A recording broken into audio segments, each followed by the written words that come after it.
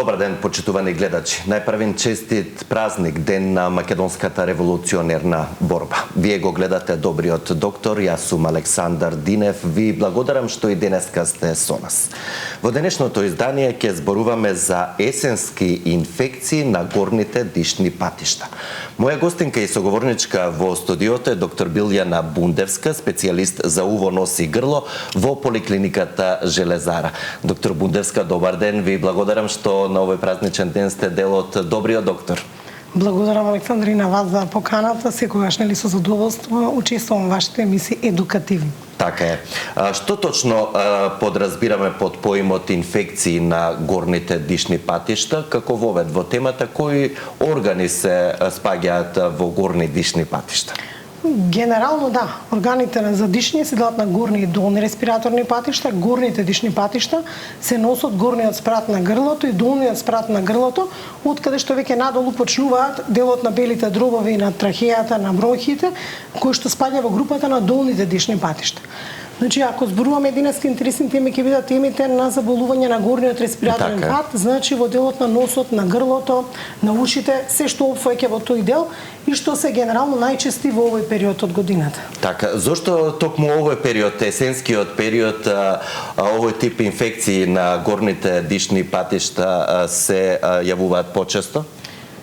Како инфекции секогаш ги имаме во текот на годината, но зачестени се во есенскиот и зимскиот период од многу едноставна причина.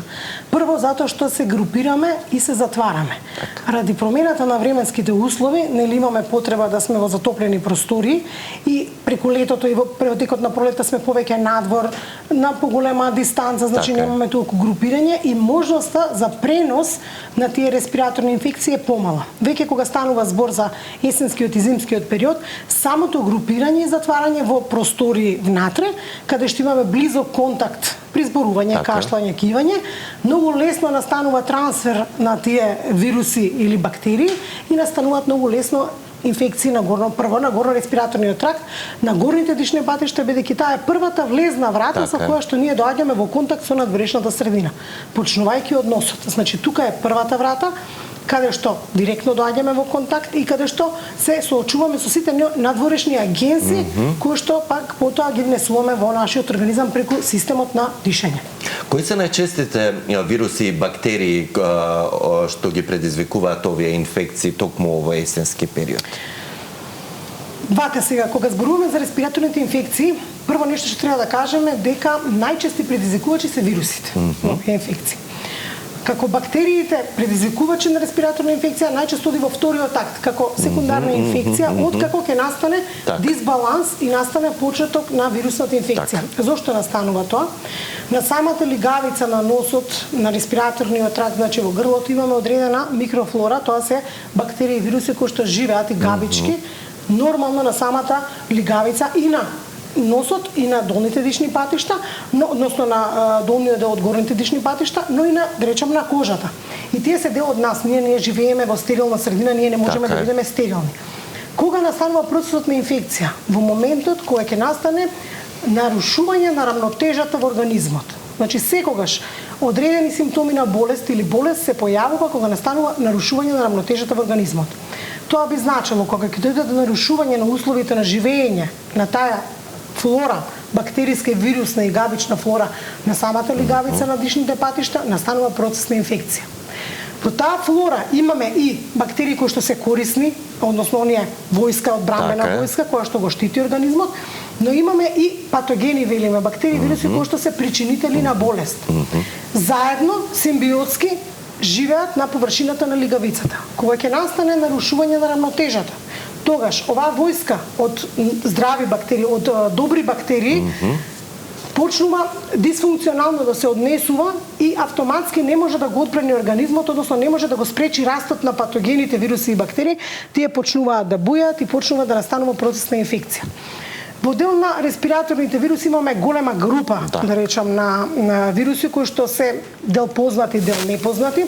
Мислам и дека не е ни толку битно имињата на вирусните четички колку што го предизвикуваат воспалението, него побитно е да се направи разлика дали се работи за вирусно или бактериско, бидејќи пристапот и начинот на лекувањето е сосема различен. Така. Еве, пред да ја направиме разликата, пред да стигнеме до третманот, односно лекувањето, овој период од годината во амбулантата во која работите, со кои инфекции најчесто се среќавате, кои органи, односно воспаленија се поприсутни? Интересно што не можеме ние да направиме подлобод на организмот и да кажеме дека овој период само грлото представува еден од органите кој што најчесто заболува. Системот е поврзан. Значи, ако настане проблем во носот, следствено на тоа, затоа што се нарушува во неговата функција, доаѓа до проблем со грлото, доаѓа до проблем со ушите, па натаму проблемот може да прогредира према долните респираторни патишта. Значи, тоа е еден поврзан систем. Но пак ќе кажам, најчесто е првата бариера носот, кој оној кој што реагира и каде што почнуваат да се јавуваат првите симптоми и знаци кои што ни укажуваат дека настанал дисбаланс и веќе почнува некаков почеток на некаква си инфекција на која што треба ние да реагираме, да не дојде до процес на појачување или за комплицирање на самите симптоми.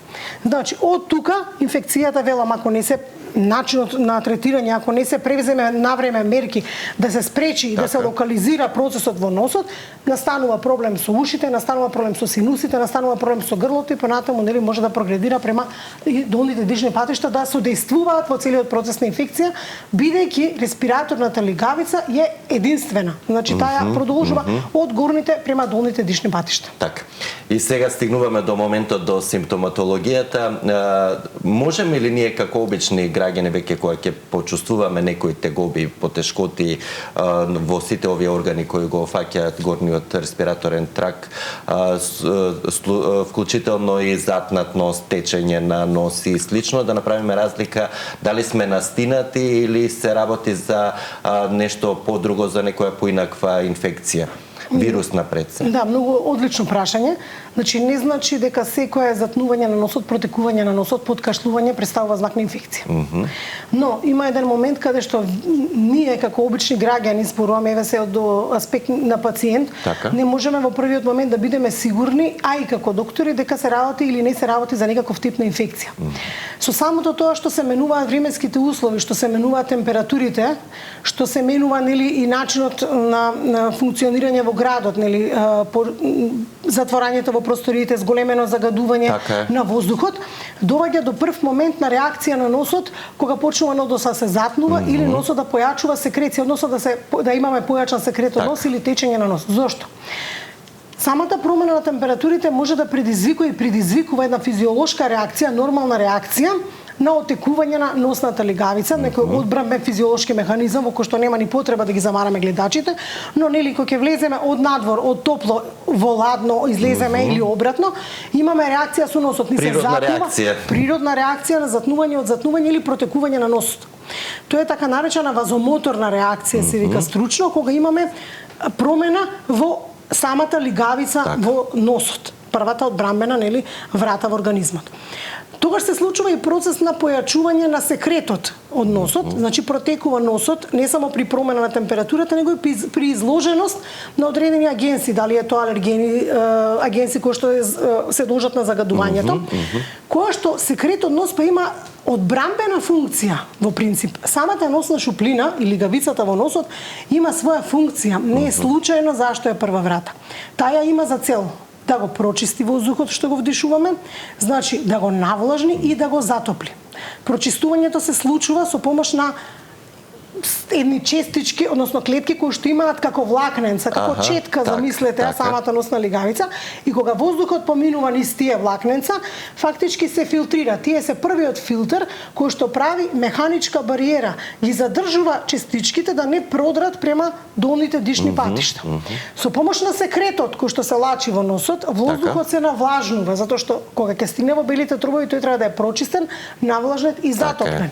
Кога вие би дишале на уста, ви приметиле, ако трчате со отворена уста и дишате на уста, дека ќе ве боли градниот кош. Да, значи, ќе пече. Ќе пече, значи непријатно чувство. Со самото тоа, првото филтрирање на частичките кои што влегуваат преку воздухот во носот е првата филтрација. Носот почнува самата лигавица да лачи одреден секрет, кој што во нормални услови кај нас се лачи во количина од литар до литар и пол. Тоа е начин на кој што носот си ја мие својата површина внатрешна и си ја одржува хигиената и допринесува да се навлажнува воздухот. Значи, тој секрет кој што нормално се создава, се слева према задниот дел на носот, грлото и ние го голтаме. Несвесни во тој дел, значи не обрнуваме внимание, нити го приметуваме, се до оној момент, додека не дојде до зголемување на количината на секретот, значи повеќе секрет да се лачи, па ни смета, го чувствуваме, или додека не се смени густината на секретот, велиме кога ќе стане погуст и полеплив и повторно го чувствуваме. И тогаш велиме ни се слева. Да, но кај нас нормално се слева секретот према долните дишни патишта и потоа влегува во хранопроводот и во желудникот. Тоа е процес на физиолошки. Но ако е густ со потешкоти? Апсолутно, и тогаш реагираме. Значи, количината на тој секрет, кога се работи за време, како што е есенски-зимски период, кога користиме грени тела, кога воздухот е посув, има потреба, или надворна, или посув е ради студот, има потреба носот да лачи поголема количина тој секрет да го навлажни воздухот, а и да го прочисти воздухот, да ги измие, нели, оние дишни, горни дишни патишта. И затоа доаѓа до протекување на носот. Но ќе речам, тоа не е резултат на настинка. Тоа е нормална физиолошка реакција на која што не би требало одма да реагираме и да трчаме на лекар. Апсолутно. Тогаш би требало, но и не само тогаш, него и секогаш, да се фокусираме на моментот на хигиена на носната шуплина, што би значило еден голем предзнак на превенција на сите респираторни заболувања. Како што знаеме, а дел и пандемијата не научи дека превенцијата значи заштита од болест, па нели беше моментот на миење на рацете, за да не внесеме одредена содржина која што би предизвикала одредена болест, тоа значи дека треба да се научиме да го миеме носот, како што ги миеме и забите. Со самото тоа што ние ќе вршиме хигиена. Како да го правиме тоа, еве веќе кога сме ке оваа тема? Па знаете како на пазарот, барем сега, имате мноштво препарати кои што служат за испирање на носот. Тоа се одредена течност со концентрација на сол, но точно одредена концентрација на сол, која што има за цел да го прочисти, да ја прочисти носната лигавица, но не да ја исуши. Зашто ако имаме поголема количина на сол внатре, може да настане ефект на сушење на носната лигавица. А воедно, таа концентрација на сол да биде достаточна да го намали отокот што локално се јавува, реактивно се јавува оток, затоа што, нели, организмот реагира, го чисти, го влажни воздухот. Значи, тоа се, имаме еден мал милион на препарати кои што можеме да ги користиме во тој дел, да речеме, дел на превенцијата, кои што всушност ќе ни помогнат да не дојдеме до состојба на болест. Значи, тоа треба да го внесеме во секојдневната хигиена, во секојдневните навики, како што миеме заби, како што миеме раце, да знаеме дека прво и основно треба да го измиеме. Посебно овој период, како што објаснивте. Да дадеме предности на прашањата од нашите гледачи и ќе продолжиме и понатаму кога е време за да се побара лекарска помош при кои симптоми. Почитувани, во програма сте, повелете. Добар ден. Дали се слушаме? Ало? Во програма сте, почитувани, повелете. Добар ден. Имајте убав ден. Исто и вие, повелете со прашањето. Сакам да поставам прашање на докторката. Имам дете од 8 години. Така.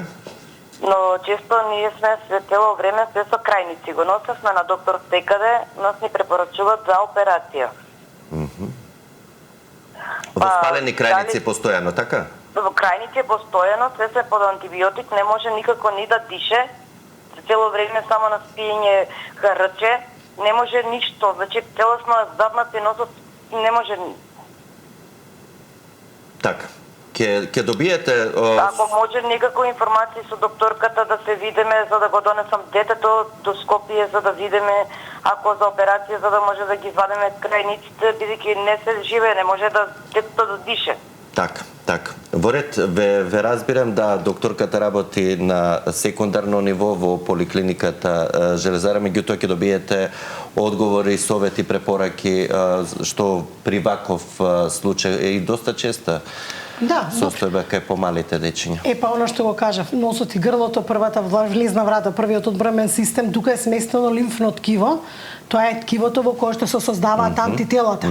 Тоа се всушност крејниците. Крејниците се ткиво во кое што се создава војската на организмот. Така е. Значи имаме два крајника кои што се наоѓаат во грлото, кои што се видливи кога ќе отворите уста, и еден крајник кој што се е во задниот дел на носот, оној трет крајник што го велиме кај децата кои што најчесто реагираат пошто тие се на самиот влез. Така. На трешноста и надворешниот свет, на внатрешноста на организмот и надворешниот свет. Значи тие реагираат кога имаме некаков атак од страна на надворешната средина, дали се работи за бактерија, вирус, алерген, било што, затоа што имаат потреба да го бранат организмот, почнуваат кај нив да се формираат и антитела, таа војска, но со самото тоа доаѓа до нивно зголемување. Како се зголемуваат крејниците, така се зголемува одбранбената моќ на организмот, но има еден проблем. Кај децата најчесто, затоа што децата се во суштина најизложени, највулнерабилни, најосетливи на тие горно-респираторни инфекции. Многу честијата изложеност на вируси и бактерии предизвикува да честото зголемување на крејниците доведе до состојба тие да останат зголемени да почнат да прават проблем. Иначе во принцип тоа ткиво, тоа лимфно ткиво, односно крејниците во грлото и крејниците крајникот во носот, после одредена инфекција се повлекува, значи се зголемува отекува и потоа се повлекува. Како се повлекува, останува во состојба на мирување до нареден пат кога треба да се активира. Бидејќи кај децата се чести и повторувачки инфекциите, тоа лимфно ткиво знае да се зголеми, да се врати, но да нема време целосно да се повлече, затоа што настанала уште некоја инфекција дополнително, па настанува дополнително зголемување и доаѓа до момент кога повлекувањето на лимфното ткиво, значи смалувањето, оди до тој степен, но не целосно, да останува да прави проблем. Дали ќе прави проблем во дишењето на нос, дали ќе прави проблем при голтање, дали ќе прави проблем со ушите. Значи во случај кога не може да дојде до, пробуваме со медикаментозна терапија, значи има начини на кои што се пробува, пред да се дојде до операција, зашто по мене операцијата е нешто што е крајниот стадиум, значи се отстранува нешто што не чини и што прави проблем. Секогаш големите краници не представуваат проблеми, не се нешто што треба да го извадиме затоа што е големо. Крајници се вадат кога прават проблем на другите органи во, да речем, делот на главата или системски. Значи се пробува медикаментозно со лекови, доколку тоа не успееме да го направиме, значи организмот не реагира, односно реагира до мера докаде што на детето се уште му представува проблем, тогаш крајната солуција е отстранување на крејниците. Значи во принцип си имаат своја функција, но велиме, ако прават проблем, ако представуваат жариште на инфекција, зашто да речем во крејниците во грлото, пошто тоа ткиво не е рамно, не е мазно, тоа има вдлабнатини во кои што се собираат остатоци од храна, таја трули и често се случува да се собираат бактерии, вируси кои што прават повторувачки инфекции на крејниците. Во тој случај кога велиме дека тие два крајника представуваат жариште на инфекција, тогаш се отстрануваат да не настане проблем со срце, со зглобови, значи да не настанат компликации. Но треба тоа да го докажеме и да не избрзаме во делот големи крајници и одма да ги вадиме крајниците. Има начини и методи, барем сега на пазарот достапни, за да можеме на секој начин да го сочуваме нештото кое што ни го имаме како природен одбранбен механизам. Убаво објаснато. Доколку имаме и следен гледач, почитувани во програма, сте повелете. Ало, добар ден. Добар ден, ве слушаме. Среќен празник и поздрав до вас и до докторката. Исто и вам честит празник, поздрав и до вас. Благодарам. Јас сум нејзина пациентка неколку години. Имам полип во носот, ама користам риноко спреј и од време на време секрет се појавува. Сув. Што треба да направам?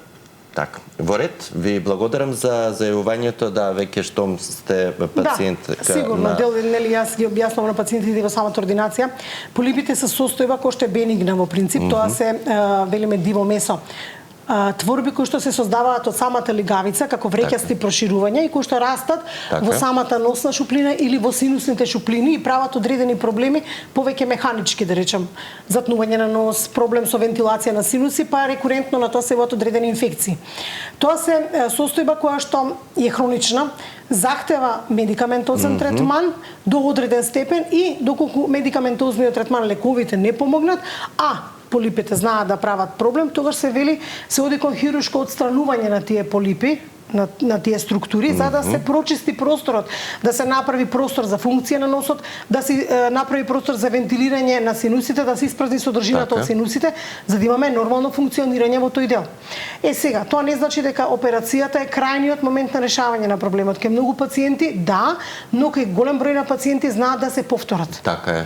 Затоа редовните контроли, повремено по потреба земање на терапија, значи кога има проблем, значи велиме по индикација со терапија, да се контролира нивниот раст, за да не се дозволи да дојде до повторен, да речам, потреба од оперативен третман. А се случува кај пациенти после одредена медикаментозна или употребата на лекови да исчезнат, да не се појават, зависи причината основна заради која се појавила, но постојат и пациенти каде што и после операцијата и лековите тие се повторуваат. Значи, затоа велам следење континуирано до моментот додека не прават проблем се толерираат, затоа што и да се помали ако стојат во носот, а не прават одреден проблем, не мора одма да се интервенира со хируршка интервенција.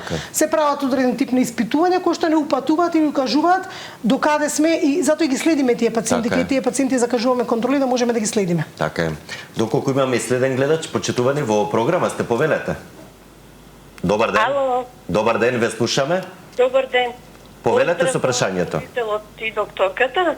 Поздрав. Сега едно прашање, мислам дека може докторката да ми одговори. Скоро година време десното уво нон-стоп ми шушти, никако не запирам. И пијам, бев на уво нос и грло, ми дадова да пијам гинго, билоба, 6 месеци на супер диет и витамин Б. Дали има шанси да прекине? Еве никако, скоро 3 месец пијам, никако не ми прекинува увото. Да ми шушти. Болка имате или само шуште? Не, никаква болка немам. Тапанчето ми е пукнато, одамна ми кажава дека ми е пукнато, немам болки никакви, но нон-стоп шушти, нон-стоп. Еве 3 месец пијам гинго билоба на супер диет и витамин Б. Дали ќе прекине некогаш? Така, во ред, ви благодарам за јавувањето. Многу интересно прашање. Дали ќе прекине, стварно не би знаела да дадам одговор, нити можам воопшто да дадам одговор. Преку телефон, да. Нити преку телефон, нити во живо не можете вие некому да предвидите што ќе се случи, пошто нели тоа е состојба на организмот која што се менува од момент во момент. И секој е различен организам. Апсолутно, нити реакцијата на терапијата не можеме да гарантираме дека ќе даде ефект или нема да даде. Сите работи се индивидуални. Една од причините која што може да доведува до зуење е хроничниот проблем што го има пациентката со увото. Она има дупка на мембраната, која што фактички не треба нормално да постои, која што прави проблем затоа што има комуникација меѓу средното и надворешното уво, надворешната средина, која што значи и рекурентни повторувачки инфекции на внатрешно уво, на задушна коска, што дополнително доведува до оштетување на, да речам, слух и слушниот нерв. И затоа се јавува тоа шуштење. Така, значи, можно е да тоа шуштење е предизвикано од оштетување на нервот од повторувачки инфекции, ако биле причина да настане дупче на мембраната. Значи, најчесто дупчињата на мембраната се случуваат од траума, значи кога ние механички повреда ќе направиме со чепкалки или било што друго, или пак од процес, воспалителни процеси повторувачки на внатрешно и средно уво, кои што доведуваат до пукање на мембраната.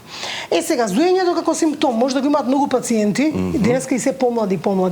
Во многу пати како случај, односно како симптом на може да биде на многу сериозни заболувања, но може да не најдеме никаква причина за постоење на зуењето. Значи, симптом кој што пациентот го чувствува, а ние не можеме да го докажеме. Јас вака би рекла, пошто пациентката била на уво, нос и грло, не знам какви исследувања се направени, а веќе нели пошто е на едното уво треба да се види како е слухот, дали е поврзано со падот на слухот. Значи, многу често и најчесто зуењето го имаме како проблем кога имаме пад на слухот.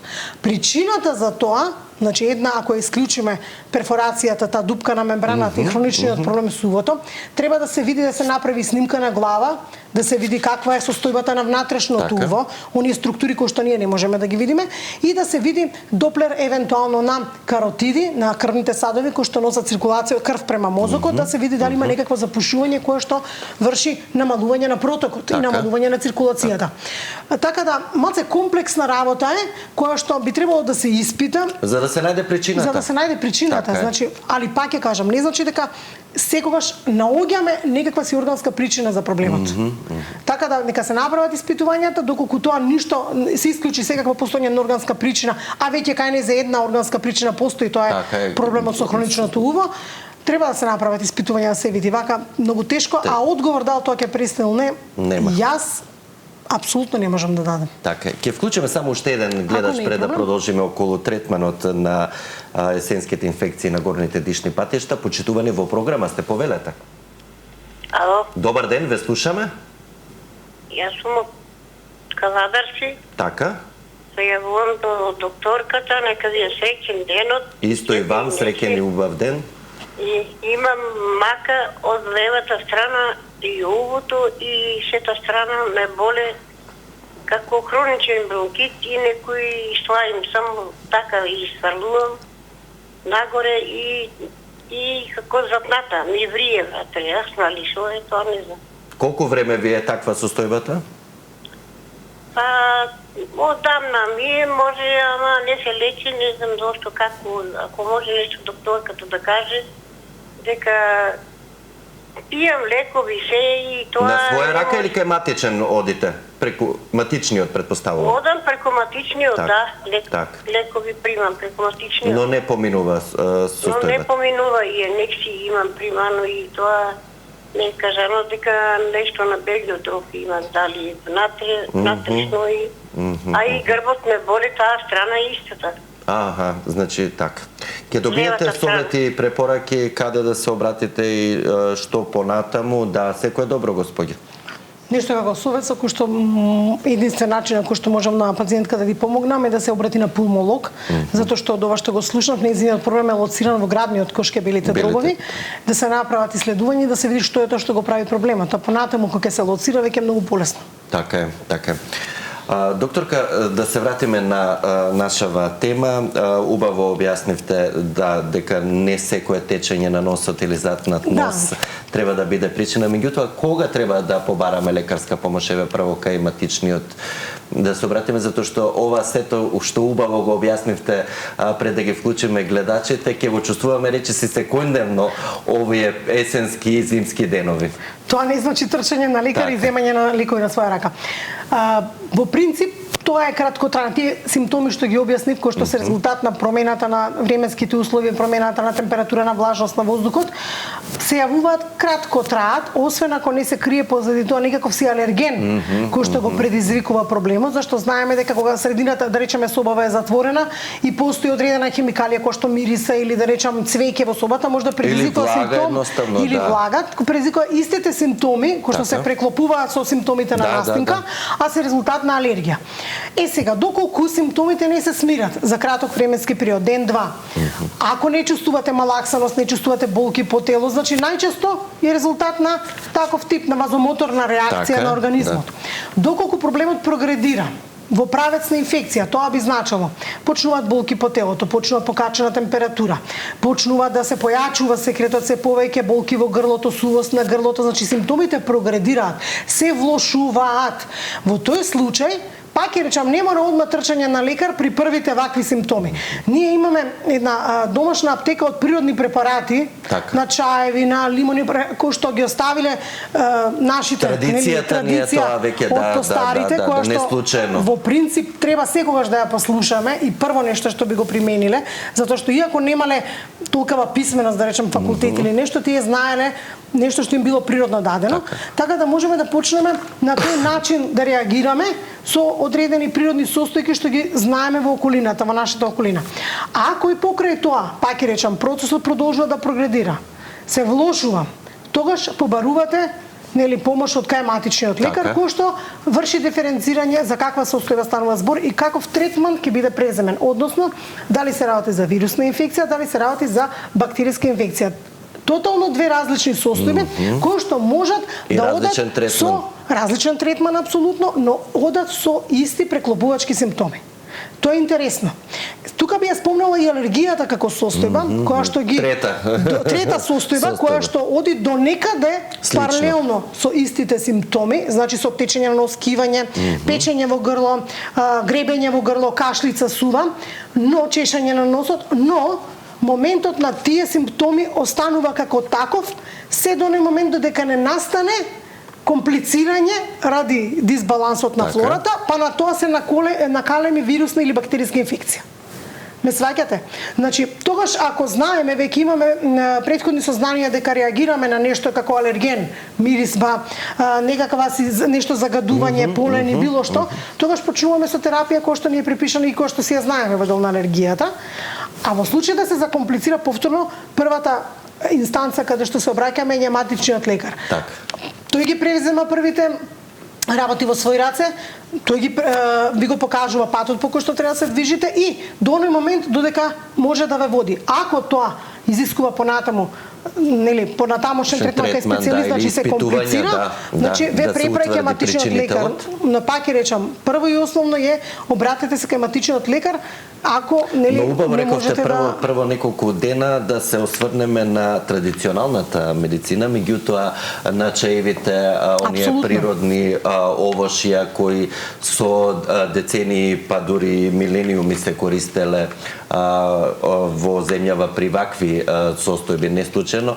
Меѓутоа голем дел од нас ги ја прескокнуваме таа фаза и директно одиме на медикаментозна терапија. Разни антипиретици, но многу често и антибиотици. Лекови, јас би рекла. Лекови, да. Било од која група е да се лекови. За мене, лекот е лек, но и лекот е и отров. Секоја супстанца која што е земена, кога не е потребно, значи вие да земете и обичен шекер или сол која што ја конзумираме секојдневно во исхраната, во количина која што, нели, е прекомерна, ќе представа отров за организмот. Отров под наводници. Значи во принцип пак ќе кажам, земањето на лекови е само тогаш кога има потреба. Значи, земењето на лекови кога нема потреба може да навреди поголема штета на организмот. Не зборувам само за антибиотици тука. Прво и основно сите ние сакаме да го решиме проблемот на најлесниот можен начин. Да. Односно, сите ние сакаме проблемот да ни го реши некој друг. Да не се заложиме во тој дел.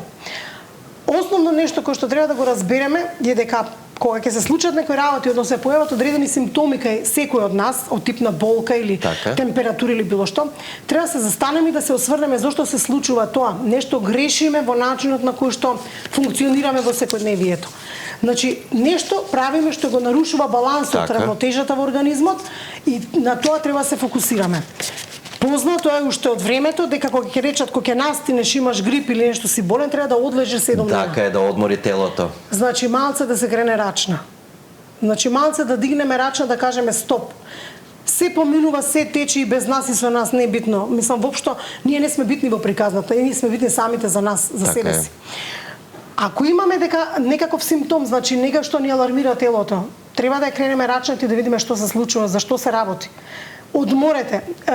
Некако секојдневието, динамиката на живење, модерните услови на живење не мелат. Не зема во еден бубен каде што веќе се губиме, не можеме да се погледнеме накалемени со стресот.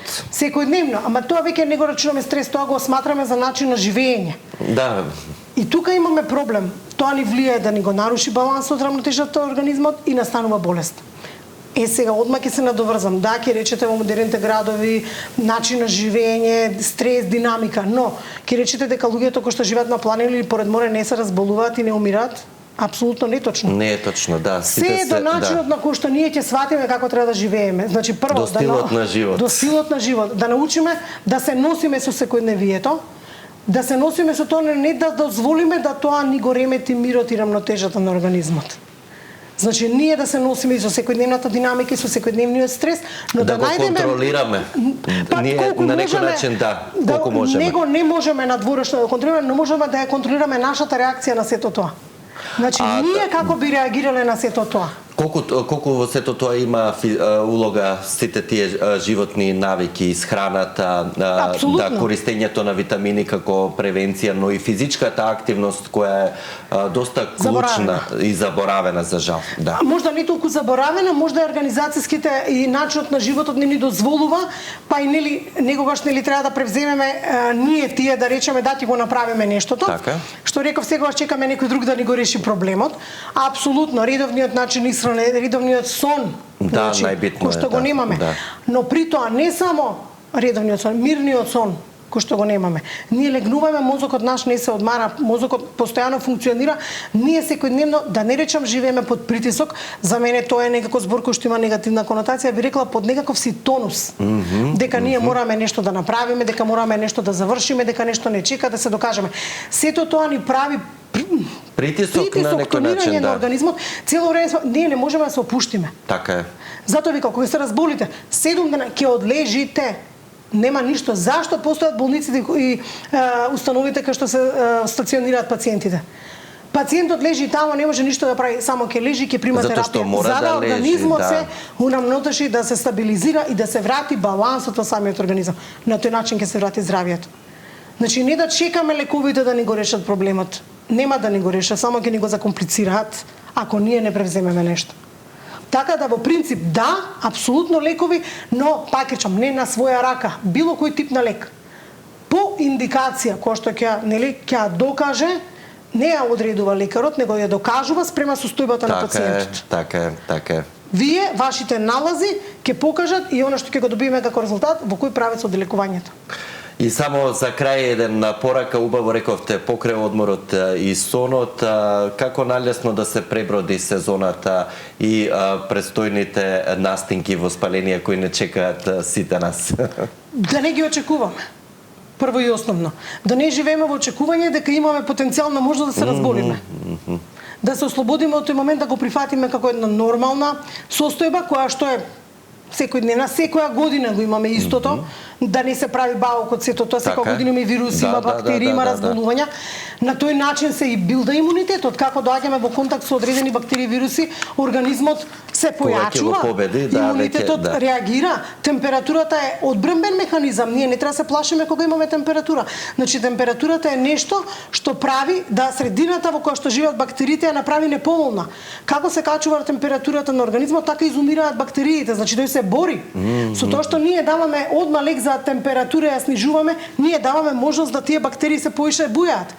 Така да, пак ќе кажам, да обрнеме малце, да се свртиме кон себе си, да обрнеме внимание и секој знак кој што ќе го добиеме во делот на било каков тип на болест зборувам, да обрнеме внимание што ние и каде грешиме, да дигнеме рачна, да направиме пауза и да не очекуваме болест, едноставно јас така ќе речам. Така е. Многу позитивни и корисни совети слушнавме денеска од вас. Ми беше задоволство што денеска бевте дел од добриот доктор Бундевска и со задоволство ви очекувам да бидете повторно дел од емисијата. Јас ви благодарам, секогаш задоволство ми е да учествувам во вашата емисија. Почитувани, а вам ви благодарам за вниманието со кое не следевте. Ве поканувам да бидете повторно со нас и утре, а со вас ќе биде мојата колешка Сања Димитровска. Во меѓувреме останете со програмата на Сител. Имајте убав ден и грижете се за вашето здравје. Пријатно!